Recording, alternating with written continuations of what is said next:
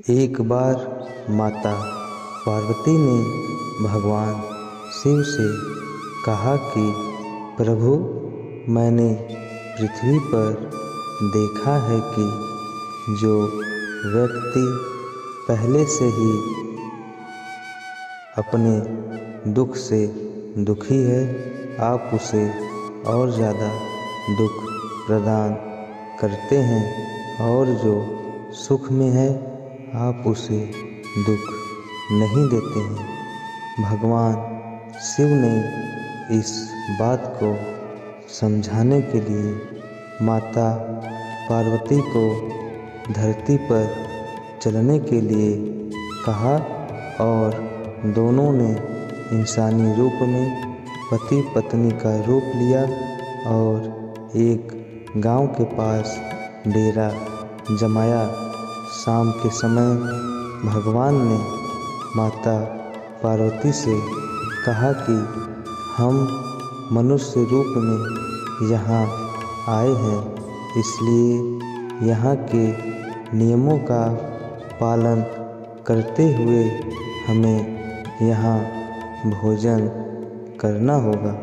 इसलिए मैं भोजन की व्यवस्था करता हूँ, तब तक तुम भोजन बनाओ। भगवान के जाते ही माता पार्वती रसोई में चूल्हे को बनाने के लिए बाहर से ईंटें लेने गई, और गांव में कुछ जर्जर हो चुके मकानों से ईंटें लाकर चूल्हा तैयार कर दिया। चूल्हा तैयार होते ही भगवान वहाँ पर बिना कुछ लाए ही प्रकट हो गए। माता पार्वती ने उनसे कहा कि आप तो कुछ लेकर नहीं आए, भोजन कैसे बनेगा? भगवान बोले, पार्वती, अब तुम्हें इसकी ज़रूरत नहीं पड़ेगी।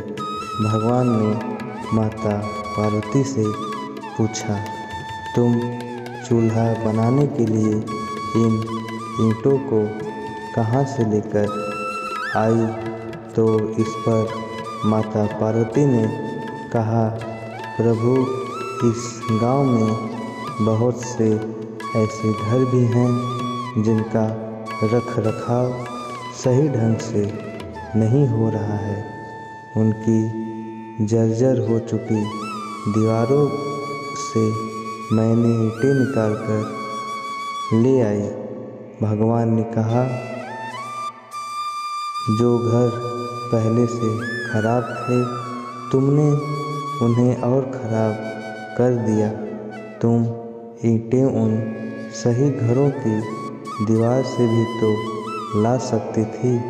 माता पार्वती बोली, प्रभु, उन घरों में रहने वाले लोगों ने उनका रख रखाव बहुत सही तरीके से किया है, और वो घर भी सुंदर लग रहे हैं। ऐसे में उनकी सुंदरता को बिगाड़ना उचित नहीं होता।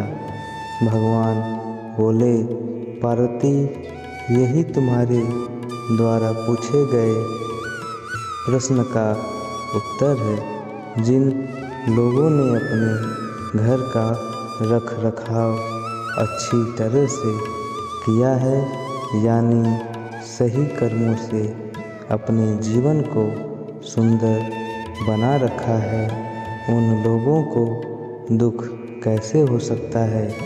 मनुष्य के जीवन में जो भी सुखी है वो अपने कर्मों के द्वारा सुखी है, और जो दुखी है वो अपने कर्मों के द्वारा दुखी है। इसलिए हर एक मनुष्य को अपने जीवन में ऐसे ही कर्म करने चाहिए जिससे कि इतनी मजबूत व खूबसूरत इमारत खड़ी हो कि कभी भी कोई भी उसकी एक ईंट भी निकालने न पाए। दोस्तों मुझे उम्मीद है कि आप लोगों को यह वीडियो अच्छा लगा होगा। दोस्तों चैनल को लाइक करिए।